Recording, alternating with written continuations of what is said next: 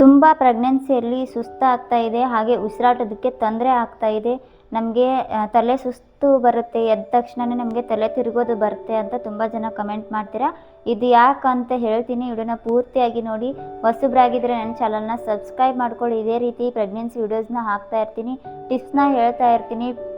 ಹಾಗೆ ಇನ್ನೂ ನನ್ನ ಹಿಂದೆ ಚಾನಲ್ನಲ್ಲಿ ತುಂಬ ಪ್ರೆಗ್ನೆನ್ಸಿ ವಿಡಿಯೋಸ್ನ ಹಾಕಿದ್ದೀನಿ, ಹೋಗಿ ಕೂಡ ಆ ವಿಡಿಯೋನು ನೋಡ್ಬೋದು. ಈ ಡೆಲಿವರಿ ಬಗ್ಗೆ ಹಾಕಿದ್ದೀನಿ, ನಾರ್ಮಲ್ ಡೆಲಿವರಿ ಬಗ್ಗೆ ಹಾಕಿದ್ದೀನಿ. ಹಾಗೆ ನಿಮಗೆ ಮಗು ಒಳಗಡೆ ಯಾವ್ಯಾವ ತಿಂಗಳಲ್ಲಿ ಎಷ್ಟೆಷ್ಟು ಏನೇನೆಲ್ಲ ಬೆಳವಣಿಗೆಗಳಾಗುತ್ತೆ ಅಂತ ಆ ವಿಡಿಯೋಸ್ ಕೂಡ ನನ್ನ ಚಾನಲ್ನಲ್ಲಿ ಹಾಕಿದ್ದೀನಿ. ನೋಡಿಲ್ಲ ಅಂದರೆ ಒಂದ್ಸಲ ಹೋಗಿ ನೋಡ್ಕೊಂಬನ್ನಿ.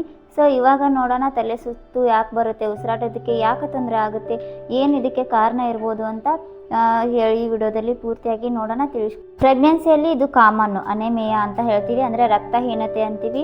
ಈ ರಕ್ತಹೀನತೆ ನಮಗೆ ಬಂತು ಅಂದರೆ ಉಸಿರಾಡೋದಕ್ಕೆ ಕೂಡ ತೊಂದರೆ ಆಗುತ್ತೆ.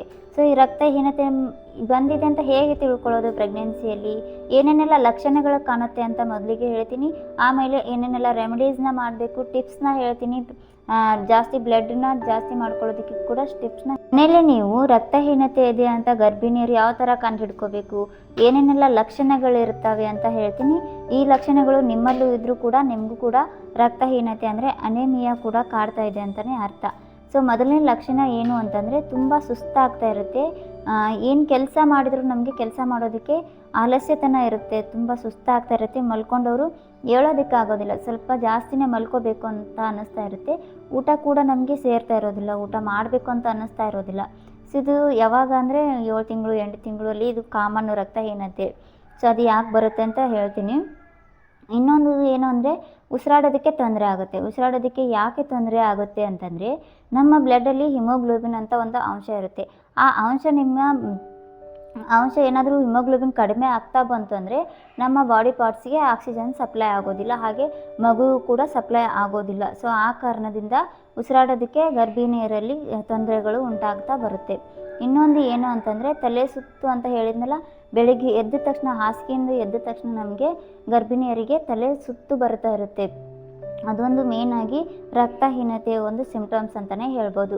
ಇನ್ನೊಂದು ಸಿಂಪ್ಟಮ್ ಏನು ಅಂದರೆ ಉಸಿರಾಡೋದಕ್ಕೆ ಕಷ್ಟ ಆಯಿತು, ಹೃದಯ ಬಡಿತ ಜಾಸ್ತಿ ಬಡ್ಕೊಳ್ತಾ ಇರುತ್ತೆ. ನಿಮಗೆ ಸ್ವಲ್ಪ ಹೊತ್ತು ನಡೆದು ಬಂದು ನಾವು ಕೂತ್ಕೊಂಡ್ವಿ ಅಂದರೆ ನಮ್ಮ ಎದೆ ಕೂಡ ಡಬ ಡಬ ಡಬ ಅಂತ ಜಾಸ್ತಿ ಬಡ್ಕೊಳ್ತಾ ಇರುತ್ತೆ, ಸೌಂಡು ನಿಮಗೆ ಕೇಳಿಸ್ತಾ ಇರುತ್ತೆ. ಸೊ ಇದು ಒಂದು ಮೇಯ್ನಾಗಿ ರೀಸನ್ನು ಏನಂದರೆ, ಯಾಕಂದರೆ ಆಕ್ಸಿಜನ್ ಸಪ್ಲೈ ನಮಗೆ ಆಗ್ತಾ ಇರೋದಿಲ್ಲ. ಇದು ಮೇಯ್ನಾಗಿ ರಕ್ತಹೀನತೆಯ ಒಂದು ಸಿಂಪ್ಟಮ್ಸ್ ಅಂತಲೇ ಹೇಳ್ಬೋದು.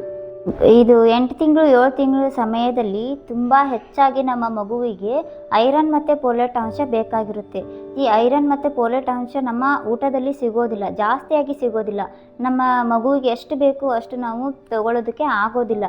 ಸೊ ಹಾಗಾಗಿ ನೀವು ಐರನ್ ಟ್ಯಾಬ್ಲೆಟ್ಸ್ನ ತೊಗೋಬೇಕು. ಐರನ್ ಟ್ಯಾಬ್ಲೆಟ್ಸ್ನ ಒಂದನ್ನು ಮಿಸ್ ಮಾಡಲಿಕ್ಕೆ ಹೋಗಬೇಡಿ, ಇಲ್ಲ ಅಂದರೆ ನಿಮಗೆ ಅನೆಮಿಯಾ ಕಟ್ಟಿಟ್ಟ ಬುತ್ತಿ ಅಂತಲೇ ಹೇಳ್ಬೋದು.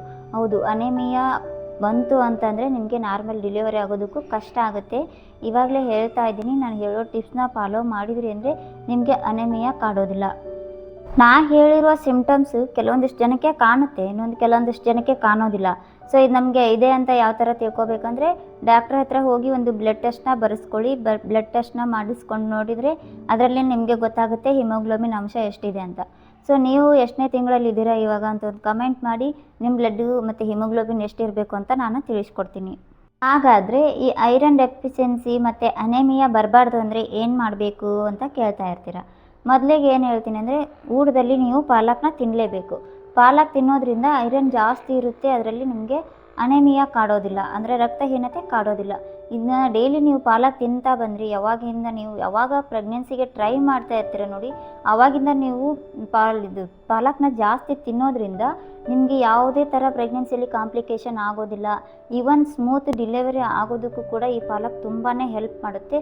ಸೊ ಹಾಗಾಗಿ ನಾನು ಮೇಯ್ನಾಗಿ ಸಜೆಸ್ಟ್ ಮಾಡೋದೇ ಪಾಲಕ್ ಸೊಪ್ಪು, ಪಾಲಕ್ಕು ಮತ್ತು ಹಾಗೆ ಪಾಲಕ್ ಸೊಪ್ಪು ಜೊತೆಗೆ ಇನ್ನೊಂದು ಏನು ಅಂದರೆ ನುಗ್ಗೆಕಾಯಿ ಸೊಪ್ಪನ್ನ ಇನ್ಕ್ಲೂಡ್ ಮಾಡ್ಕೊಳ್ಳಿ. ಊಟದಲ್ಲಿ ನುಗ್ಗೆಕಾಯಿ ಸೊಪ್ಪು ತಿನ್ನೋದ್ರಿಂದ ಅದನ್ನು ಸಾರಾದರೂ ಮಾಡ್ಕೊಳ್ಳಿ, ಇಲ್ಲ ಪಲ್ಯ ಆದರೂ ಮಾಡ್ಕೊಂಡು ತಿನ್ನಿ, ಏನೂ ಇಲ್ಲ, ತೊಂದರೆ ಇಲ್ಲ. ಇದರಲ್ಲಿ B12 ಇರೋದ್ರಿಂದ ನಿಮಗೆ ಯಾವುದೇ ಥರ ವಿಟಮಿನ್ ಡೆಫಿಷಿಯನ್ಸಿ ಕೂಡ ಕಾಡೋದಿಲ್ಲ, ರಕ್ತಹೀನತೆ ಕೂಡ ಕಾಡೋದಿಲ್ಲ. ಹಾಗೆ ಜಾಸ್ತಿ ನೀರನ್ನು ಕುಡೀರಿ, ನೀರಲ್ಲಿಯೂ ಕೂಡ ಆಕ್ಸಿಜನ್ ಇರುತ್ತೆ. ಸೊ ಇದು ಜಾಸ್ತಿ ನೀರು ಕುಡಿಯೋದ್ರಿಂದ ಕೂಡ ನಿಮಗೂ ಹಾಗೂ ನಿಮ್ಮ ಮಗುವಿಗೂ ತುಂಬ ಒಳ್ಳೆಯದು. ಹಾಗೆ ಜಾಸ್ತಿ ಹಣ್ಣುಗಳನ್ನು ತಿಂತಾ ಬನ್ನಿ.